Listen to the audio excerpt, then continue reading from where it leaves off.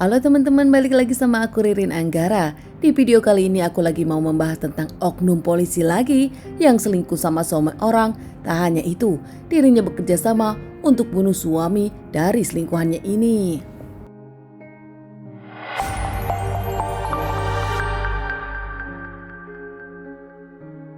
Semua ini diawali saat Polsek Parakan mendapatkan laporan salah satu keluarga dari Jeon Jeng Seong nampaknya tak pulang. Sang kakak sudah beberapa hari tak bisa dihubungi, bahkan nampak menghilang.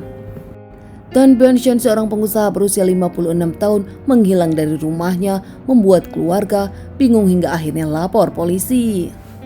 Bong-seon sendiri adalah pengusaha pupuk dan tembakau terbesar di Temanggung. Saat itu, Bong-seon nampak meninggalkan rumah karena urusan bisnis, namun tak pernah kembali.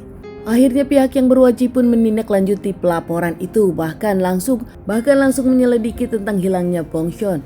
Pihak yang berwajib bekerja keras selama 4 hari, akhirnya ketahuan titik temu di mana mobil Bong-seon ditemukan.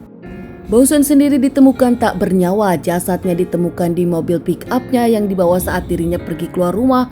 Bahkan mobil tersebut sudah dibuka plat nomornya oleh pelaku. Usai menemukan jasad Bong-seon, pihak yang berwajib pun melakukan penyelidikan. Selidik demi selidik, ternyata kini menjurus ke sang istri dari Bong-seon sendiri.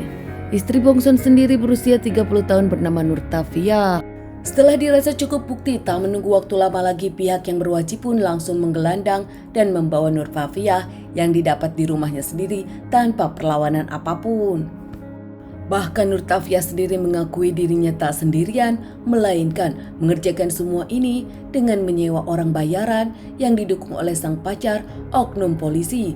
Ternyata Nurtafia selama ini berselingkuh dengan salah satu oknum polisi.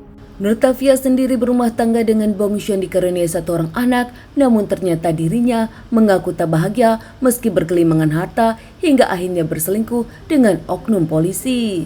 Oknum polisi selingkuhan dari istri Bong-seon ini adalah Permadi Dian Wicaksono, berpangkat brigadir yang ditugaskan di Krangan Polres Temanggung.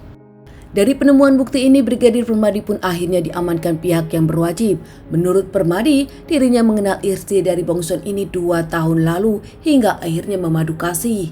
Pertemuan mereka diawali saat Permadi ingin berbisnis tembakau, namun ternyata merasa cocok dengan istri Bong-seon sendiri. Akhirnya mereka berselingkuh.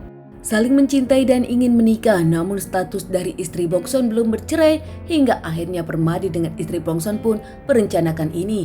Apalagi mengingat harta Bong-seon yang bisa dinikmati mereka berdua. Merasa pasangan mereka menjadi penghalang satu sama lain, Permadi lebih memilih menceraikan sang istri. Sementara istri Bong-seon tak bisa menceraikan Bong-seon begitu saja karena ingin dapat semua harta Bong-seon. Nurtafia, istri Bong-seon, mendengarkan apa perkataan Permadi dengan ingin menghabisi suami dari Nurtafia, Bong-seon. Bahkan mereka tak ingin melakukannya sendiri, melainkan menyewa orang suruhan. Menyewa pemenuh bayaran dengan bayaran 20 juta, Nurtafia bahkan meminta uang kepada Bong-seon, orang korban yang akan dibunuh Nurtafia, dengan alasan dirinya memang butuh uang. Dengan kata lain, Bong-seon meninggal dengan pemenuh bayaran yang dibayar uangnya sendiri. Nurtafia dan Permadi pun menyewa 3 pemenuh bayaran, ada Agus, Ambon, dan Indarto yang dibayar 20 juta untuk menghabisi Bong-seon. Setelah memenuhi pemenuh bayaran, akhirnya ini dia cerita bagaimana Bong-seon dihabisi oleh mereka. Berencana menculik korban Bong-seon yang akhirnya dijebak dengan cara ingin berbisnis. Para pelaku datang ke usaha Bong-seon mengaku ingin membeli pupuk dan ingin dikirimkan oleh Bong-seon sendiri. Para pelaku menegosiasi dengan Bong-seon hingga akhirnya mendapatkan kesepakatan harga. Usai mendapatkan kesepakatan harga, Bong-seon sendiri yang akhirnya mengirim pupuk tersebut ke tempat yang sudah ditentukan. Saat sampai di tujuan, Bong-seon turun dari mobil untuk memberikan pupuk kepada pelaku. Namun tanpa basa-basi, Indarto langsung memukul Bong-seon dari belakang hingga menghabisi Bong-seon tanpa perlawanan. Melihat Bong-seon lemas, akhirnya mereka memasukkan Bong-seon ke dalam mobil truknya. Namun ternyata saat di dalam mobil, Bong-seon masih bernapas dan masih bergerak hingga mereka kembali memukuli hingga akhirnya menghabisi Bong-seon. Usai menghabisi Bong-seon, para pelaku pun membawa jasad Bong-seon ke rumah Agus yang di sana ada Permadi untuk memperlihatkan kepada Permadi. Usai semua pekerjaan mereka beres, mereka pun membuang jasad Bong Chon. Usai merasa pekerjaan mereka selesai, akhirnya mereka pun membuang jasad Bong Chon, mengganti plat mobil, dan juga dibuang begitu saja di salah satu perkebunan. Merasa semua sudah beres, Permadi pun menghubungi istri Bong Chon, yaitu selingkuhannya sendiri, untuk menyebutkan semuanya sudah clear. Sementara di rumah Bong Chon yang sedang kebingungan kemana Bong Chon pergi, sang istri nampaknya bersandiwara, merasa sedih karena sang suami menghilang.